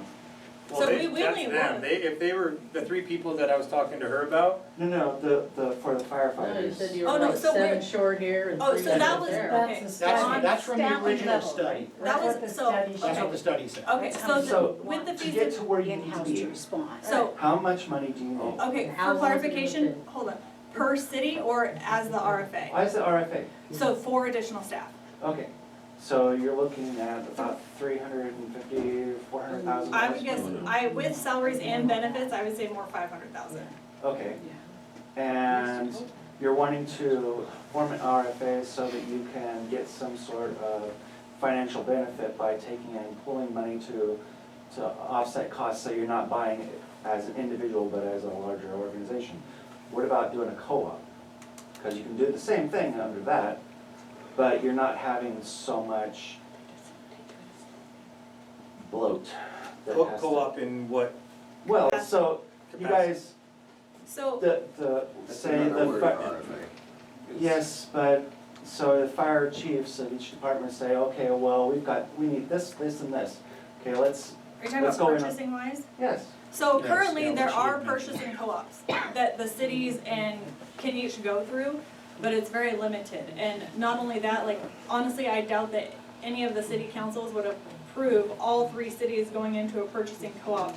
I wouldn't even want to know the mess that would start and creating a small and attractive asset list when it comes to the whole purchasing, tracking.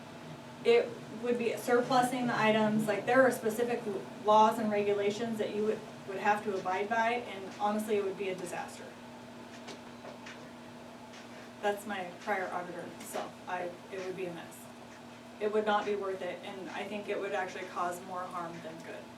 And it doesn't solve that operational point of what we're trying to get back to, of streamlining operations between the 3 departments, streamlining response, getting more firefighters to the scene quicker.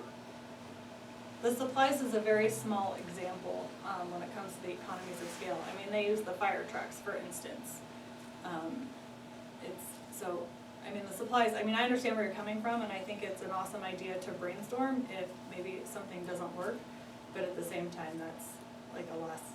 That'd be like a Right, loss. but after all of this legislation is passed and it not working, there's no going back at that point because all of this stuff will be pretty much set in concrete and it will be like pulling IT, trying to change anything. But you're also gonna be paying attorneys to try and figure out, I mean, Aberdeen's a contracted attorney, so you're gonna be paying per hour on an attorney to develop the agreement. And then you're gonna be paying the city of Hoquiam and city of Causey attorney, which is the same attorney, but still, you're gonna be paying for those services. So in all reality, when you look at the overhead costs in relation to developing this one little co-op, it's probably not worth it. It's probably not doesn't gonna have solve cost the on problems. No. The co-op wouldn't solve the problems that we're faced with. There's a number of problems we're faced with. Yeah, the One supplies is is a very personnel. small piece of the pie. The biggest thing to me is the sustainability and efficiency of the service. And just as Corey said, that, the gloves, that's just an example of where we can realize some savings potentially. But really, the big ticket item is our ability to provide the service in and of itself. I think there's a question back in the back again. No, I'm good. Okay. I wish we could do this and it'd be cheaper and easier and simpler, but if we don't do it, it's gonna come to a head and it's not gonna be pleasant when that happens. When we have to start cutting services. Yeah. And let me tell you, Cosmopolis, I can't resist. I have to spill my guts. Be careful. I know. What do you say? Cosmopolis, we care about Cosmopolis, and the reason my firefighters are going over there is because I had the option of, you can't go over there, or you can go over there, and if I said you can't go over there, then I put my firefighters in a position where if something bad, serious happens over there, that they're gonna sit there and question whether they could have fixed it. And I didn't want that. All right, fair enough. And Causey would be out if we can't. Aberdeen's gonna come first with Aberdeen's budget if we don't get this RFA. That's as simple as that. I know, you had a question. So anybody who lives in Hoquiam and Aberdeen can now volunteer if the RFA goes through? Yes. That's the plan, yes. I really like that.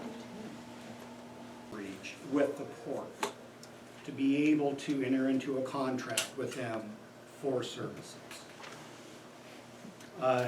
If you look at much larger, Port of Seattle, they have their own fire department. Port of Tacoma, they contract with Tacoma Fire. Port of Longview, they for a while had their own, and now I believe they contract with Longview. So I think there's an opportunity for us as a collective RFA to address the port, because it is a high target hazard area for us. There's some not nice stuff down there that we are responsible for. So that's a dialogue that the commissioners of the RFA will have to make a decision on of do they want to cross that bridge or not. It was So, recommended. but it's a possibility to be able to. It was recommended by the special fire district attorney that we use, to negotiate that contract. With the commissioners of the RFA would have to negotiate that and get into discussion with the commissioners of the Port of Grace Harbor for that. So right now, then, if I understand this correctly, the Port of Grace Harbor pays into Hoquiam and pays into Aberdeen currently a For fee, what?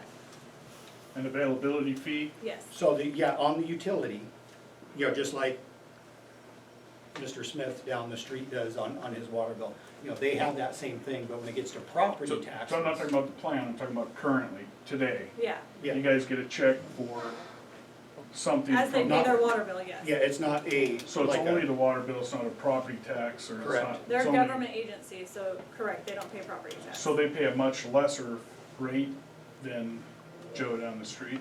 You would be correct. Okay.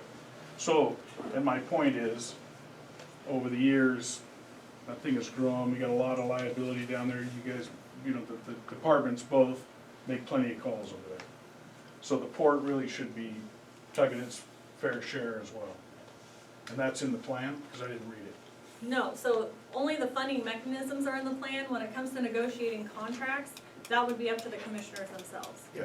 I would think that'd be There is big a number. line, in the finance section, there is a line that talks about the Contracted RFA services. There is. has the ability to contract for services. There is. And So that's- that's where the port would fall under. And that's part of my thing about, we don't know really what the real answer is. So the other questions I had was, recently, the formation of the RFA out at South Beach seems to be working really well for everybody out there.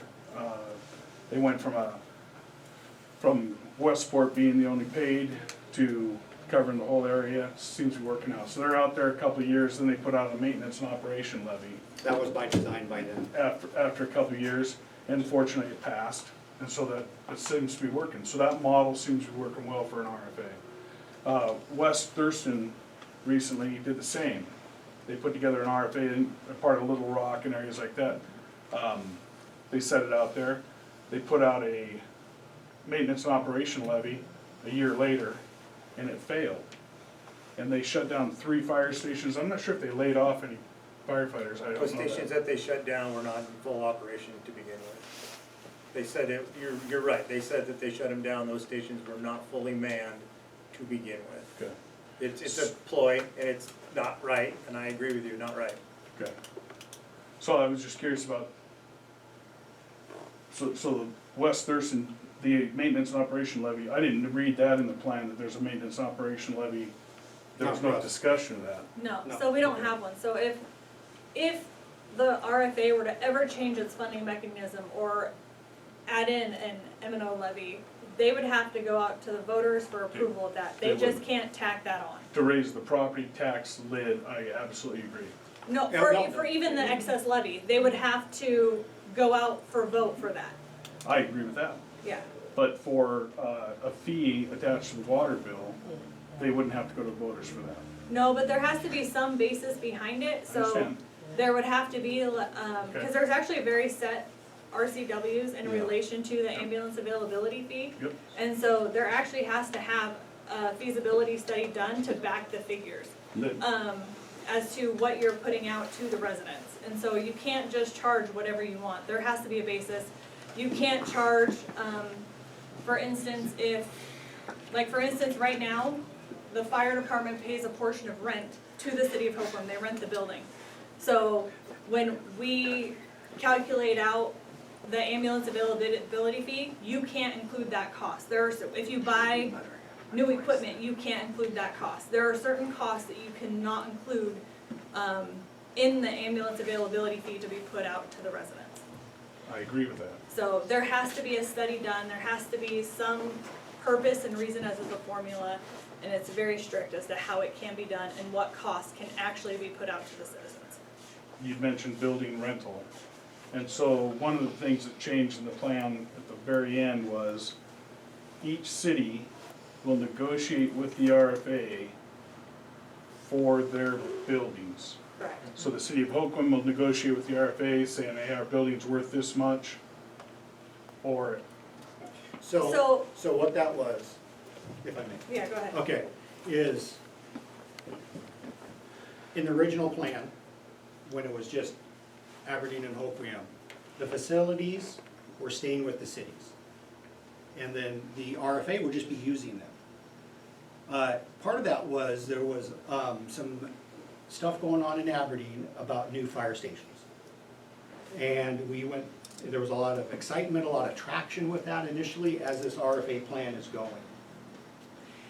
We went through a needs assessment, we went through a feasibility design process and came up with conceptual what new fire station would look like.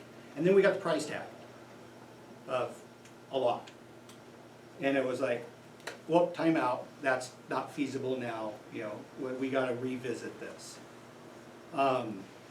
So the stations were gonna stay with the RFA because there was this worry that Hoquiam people didn't want the RFA to come together and then have to pay for a fire station in Aberdeen because they were wearing their letterman's jackets, is what I like to say.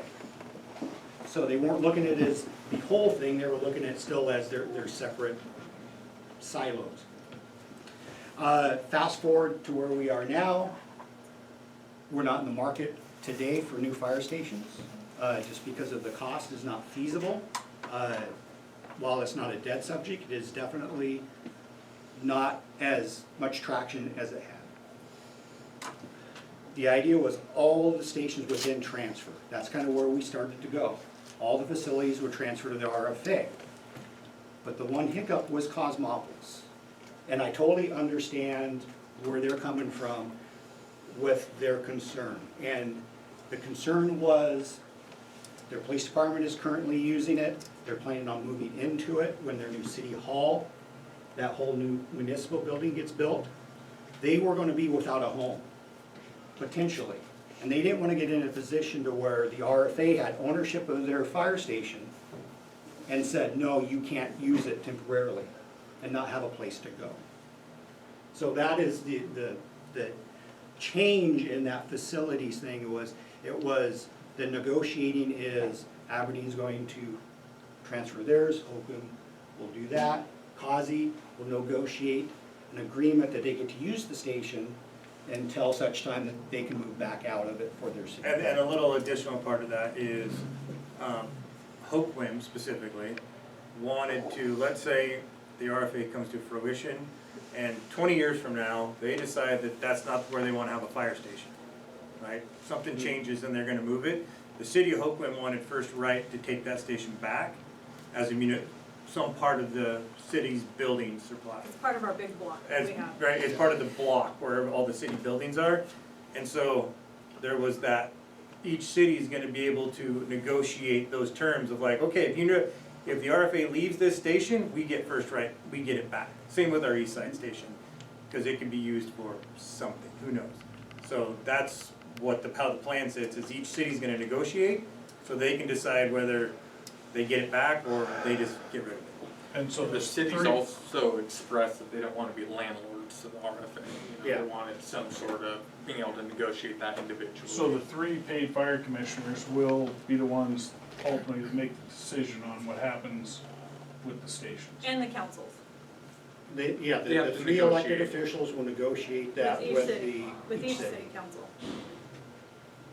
Aren't the city council members not voting? No, the actually, elected- because they're if they have to so if they have to negotiate, the RFA will pretty much, the commissioners will, ultimately staff will work together, right? Whenever an agreement or anything takes place, staff works together, presents it to the governing board. So it'll have to be presented to each governing board, the commissioners and each city council. And the commissioners of the RFA, the city council of Hoquiam, Aberdeen, and Causey, everybody will have to approve that agreement. So everybody will have to be on the same page.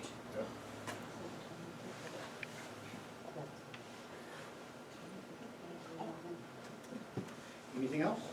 Any other questions? I just had one more kind of point of the order, but I can bring it up at the next meeting, but the $1.50 per thousand in Cosmopolis, and I understand your perspective. The $1.50 per thousand, you said brought up in Causey, it's $350,000. So that $350,000 would go into our general fund. And out of that general fund, we had been paying, and I'm gonna round up to $200,000 for fire service. So we round that up. Fire service is a per call. But well, for our EMS program, our fire department, for our full fire EMS fund. Per fire. So Oh, I'm historically, sorry, okay. so historically, we pay $200,000 and that takes care of our fire department. So out of that, it leaves us $150,000, it still sits in the general fund. So when I say it's a cost increase to us, it's we're taking that extra 150 that we normally had and we're putting that whole into the fire department.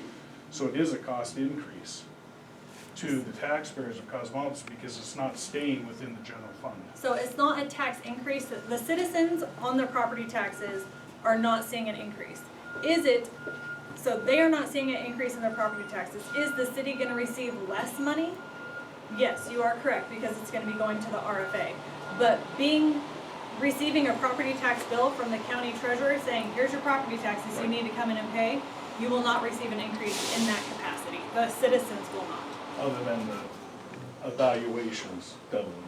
Well, So, yeah, that's a but yes, misnomer. but that has nothing to do with the $1.50 per 1,000. I mean, the levy rate changes based upon your valuation, but ultimately, there's a cap as to what the cities can ask for. They can't just increase Correct. property taxes because they want to.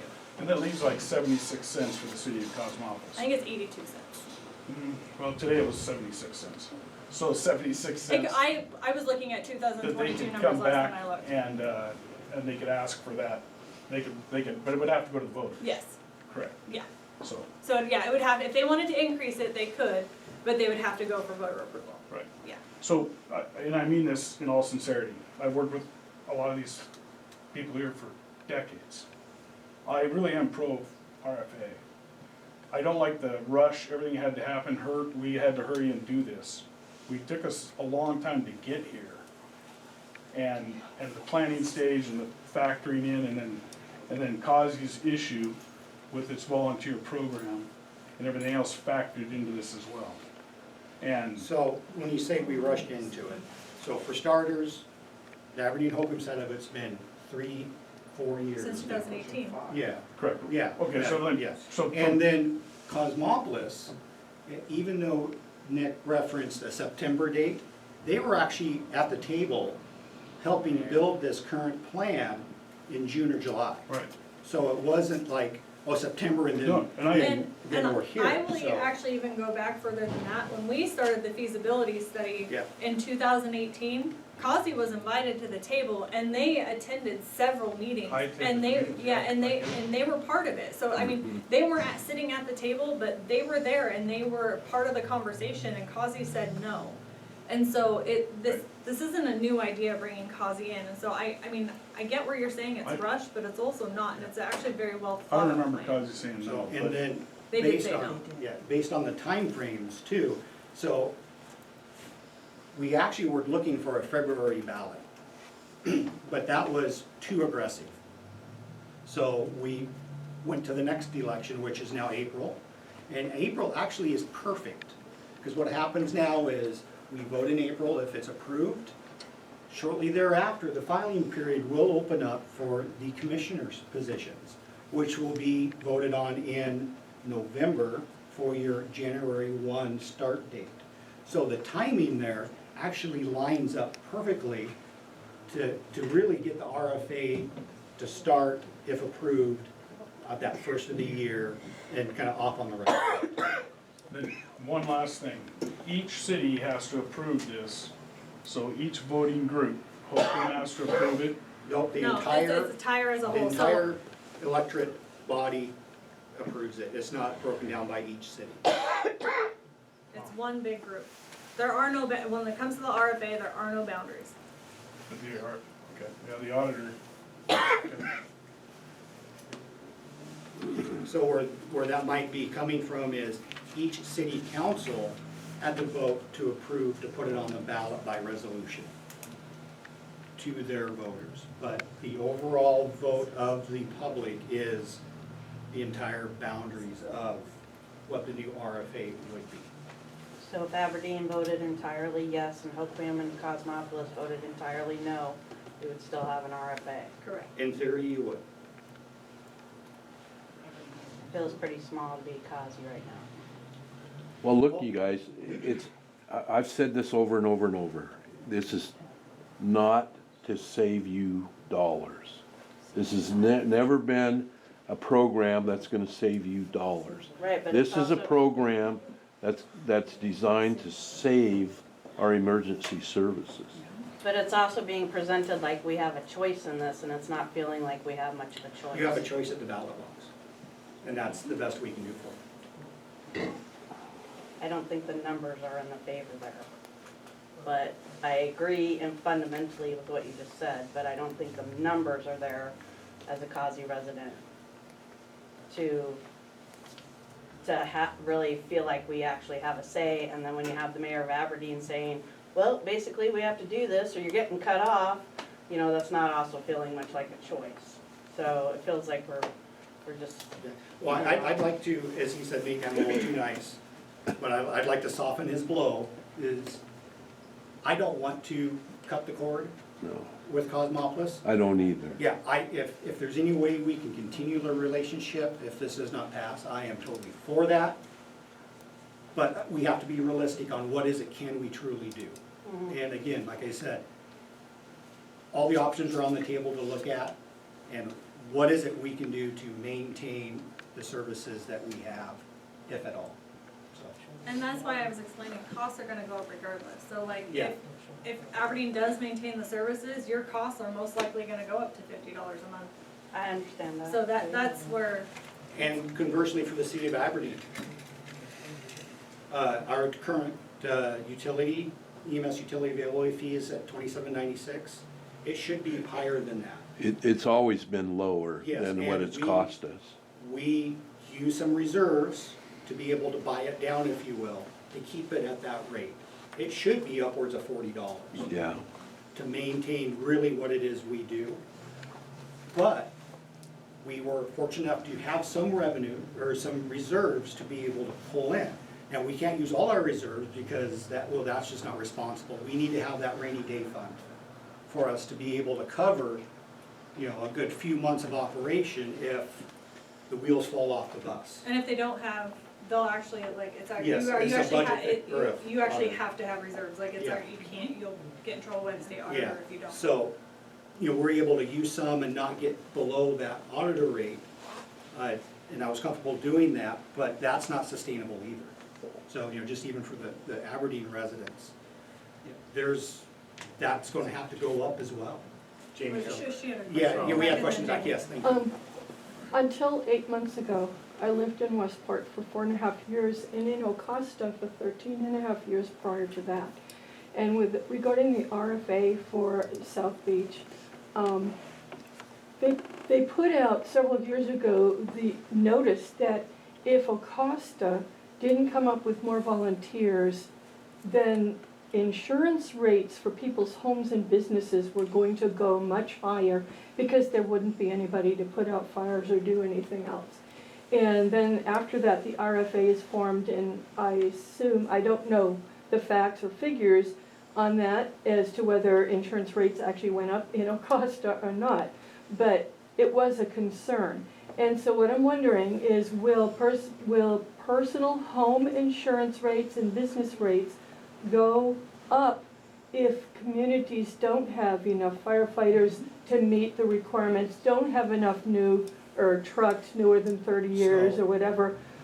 Will that change everybody's insurance expenses? So when you look at the Insurance Rating Bureau and the study that they do, they come in every couple of years and they look at anything to do with fire department stuff. And it's not just the fire department, they look at your water department, they look at your dispatch. I mean, they look at a lot of different things. And one of the things is staffing. Also your apparatus, do you have adequate numbers of apparatus? They look at the training you're doing, and all, you know, they put all this stuff into a blender and they come up with a rating for you.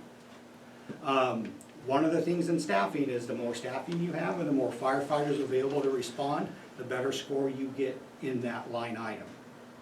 And conversely, the fewer numbers you have, the lower that score is.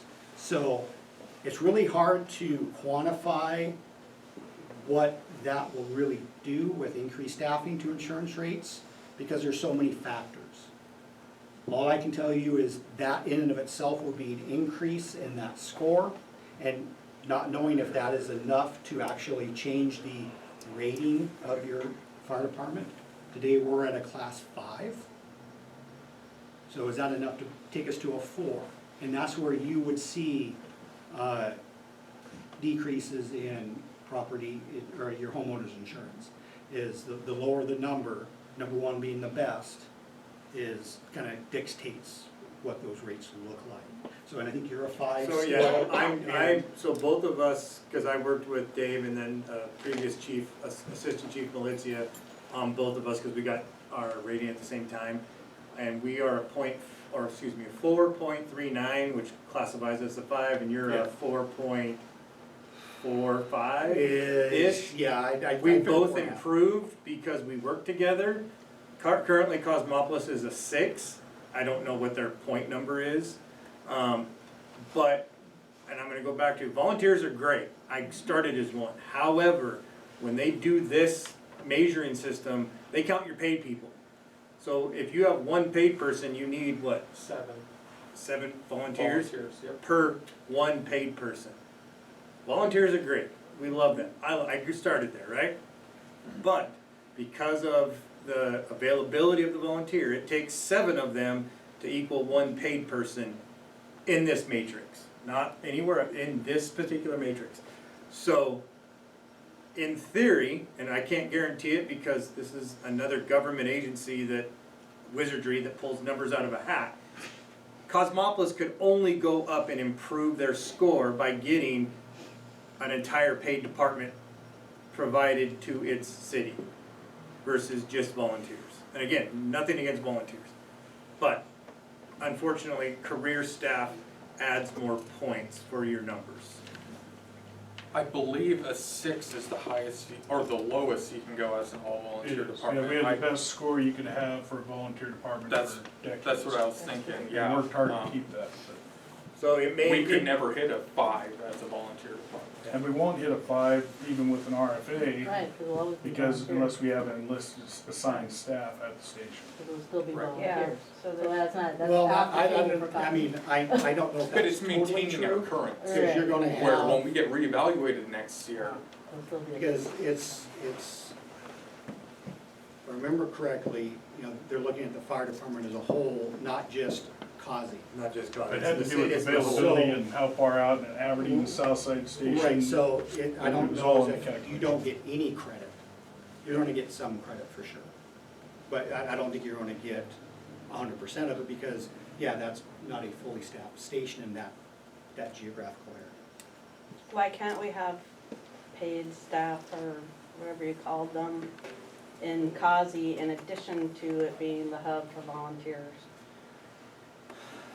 I think isn't that eventually the goal, but it takes time to grow and Yeah. transition staff. There so is a- there's Well, I've growing asked this a period. bunch There of is a times, goal, like, but- what is the timeline? When you guys keep not answering So that let me, question. that's 2 questions, so let me ask, No, or I answer asked that a long one, time ago. that one first, You didn't is answer it. when we look at NFPA, National Fire Protection Standards, there's response times. We have to be to a fire or an EMS call within 4 minutes of dispatch, Right. 90% of the time. That is the NFPA 1710 standard. When you look at the call volume in South Aberdeen, including Cosmopolis, the bulk of our calls are actually on the west end of Southside, so the mall side. That's where the bulk of the calls are. If we moved our staffing, and just starting out with the RFA, we would not have enough staffing to be able to staff Southside and COSI. We'd have to make a choice, the commissioners would. If you moved our Southside crew into Cosmopolis, they cannot get to that other side where the vast majority of the calls are, and we're talking 2,500 calls a year, that they will not be able to meet that 1710 response standard.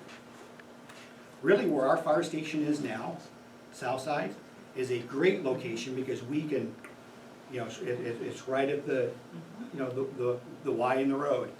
And we can get most places within its response area, within the city limits, 4 minutes or so. It's not ideal, you know, when you get deep south and into Causey, it can kind of creep a little bit. And actually, Causey doesn't creep that much because it's a straight shot. You know, when we're getting back into having to weave around some of the south side streets, it does get a hair longer. So from a logistical administrative standpoint, I can't take my south side and put it in Cosmopolis for 250 calls. Right, but that's from an administrative standpoint. I'm looking at it from a citizen who lives Right, in Causey but, standpoint. and I totally appreciate, if I was down there, I'd love to have paid staff there too. But I cannot do that, then we're out of compliance. And something goes sideways and we're coming in and we're audited. And, well, how come you're not meeting this NFPA standard that we're held accountable to? I get it. Then it becomes a liability for us as an agency to not appropriately put our resources where they're going to meet that standard. So the ultimate goal, we would love to be able to put staffing in Causey. Now, when? Nobody knows. I don't have a glass ball. Yeah. You know, we don't know what the economy's gonna do, for example. You know, the North Shore Levee project, that gets put in, that's going to be great for the area. And I think the RFA is gonna see some benefit from that because of more development happening in that area of town that's gonna be protected by that levee. And then that happens, well, maybe there's enough funding because of new construction that the RFA might be able to say, hey, now we can add some more staff and put them down here because they have the money. But it's that glass ball. I don't wanna say we will because what'll happen is say, yeah, we're gonna do it in 2027. 2027 runs around, you said, yeah, I can't make a promise that I can't keep. Well, to address your comment, because you've asked the question a couple of times, is if this were to come to fruition, starts on January 1st. The RFA does not collect any tax money until June? Well, I mean, till June. Till June, right? Just because of the way taxing works.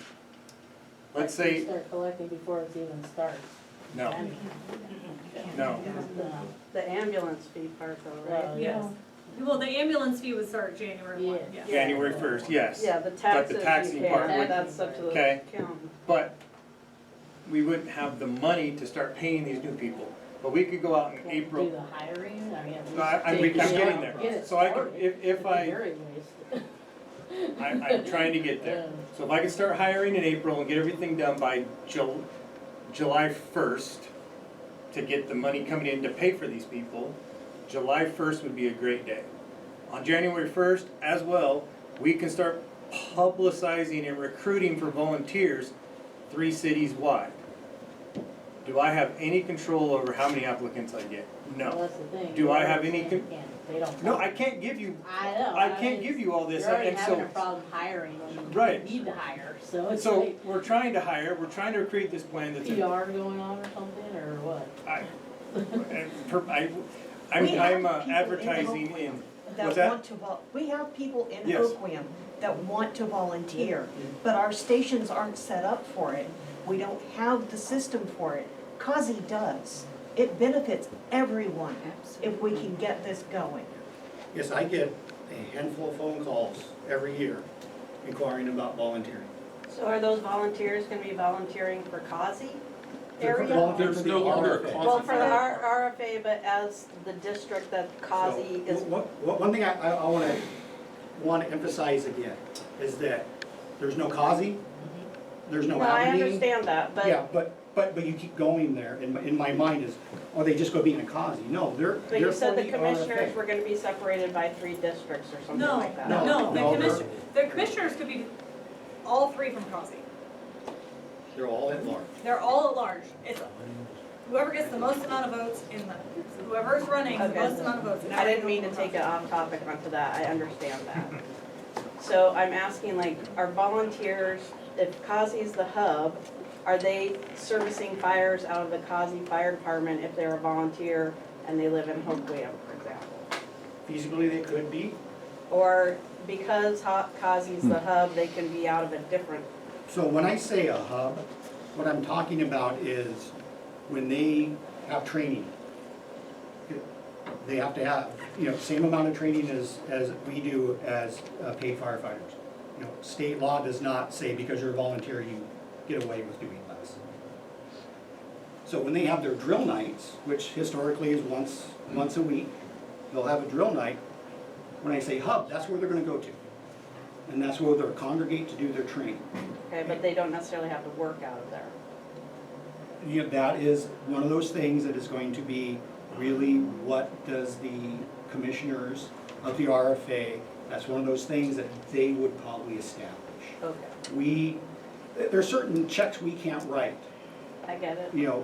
There's things that we can kind of plan, we kind of have an idea, but it's for the commissioners, once they're in office and the RFA starts, to really start making some of those decisions. Got it. Those commissioners, the first 6 months, I'm guessing is gonna be, why did I sign up? This is a lot of work.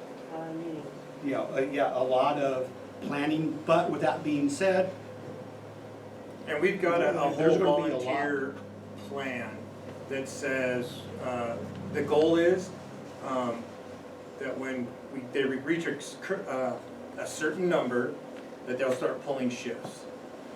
There's a couple models you can look at volunteers. There's the come from home for every call, which has been the tradition in the current way of doing it. Then you can go to assigned shifts. You have to have a certain amount, and Nick and I ran, 12 is the minimum, right? Right. Once you get 12, then you can start having 2 people pull 12-hour shifts at night, because a lot of volunteers have real jobs, Nick, right? So they can start pulling like 6 p.m. to 6 a.m. shifts in Kazi, in that fire station. As you get more people, you can start increasing those numbers and you can start increasing those hours. Another possibility that Nick has talked about looking into is a residency program, like Dave mentioned earlier on tonight. That's how I started. I lived in a fire station. I didn't have to pay rent with money, I had to pay rent with my time. I had to reach 80% of the calls and 80% of the training, or whatever that might be. That's another option that, as the RFA, we would pursue. Nick is looking at that as they get more volunteers for Kazi in general, right? Am I stepping out on a? No, absolutely.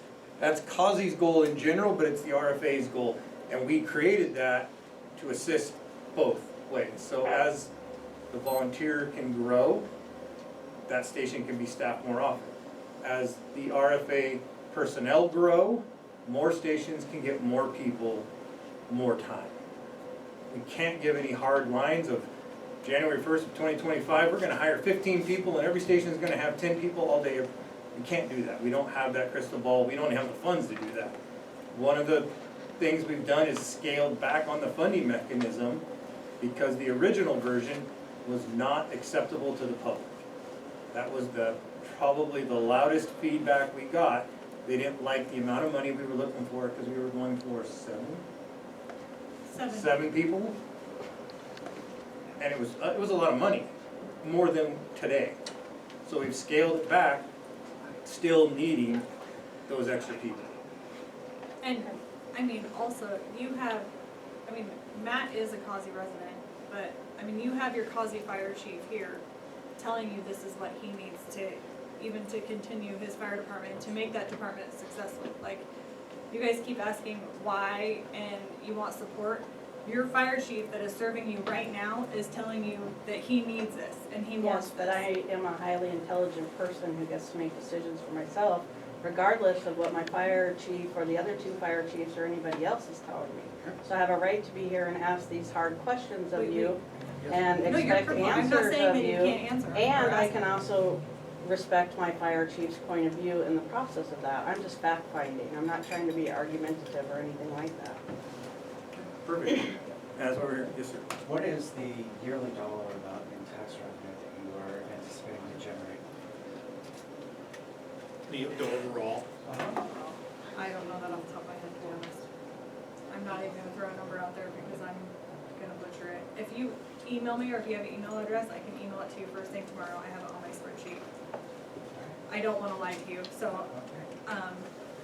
Well, I'm just trying to compare, so you're needing $500,000 for the manpower that you desperately need, okay? And how does that number, is that like 25% of the overall budget you're asking for, or is it 10%? So it that- would be a lot less than that. So again, I don't wanna do them in my head because I don't wanna misstate something. So if you give me a call tomorrow or email me, I'd be more than happy to give you the specific figures. Cause I'm trying to be very open and honest, and I don't wanna misstate something. I wanna tell you the truth. I have a question. Yes.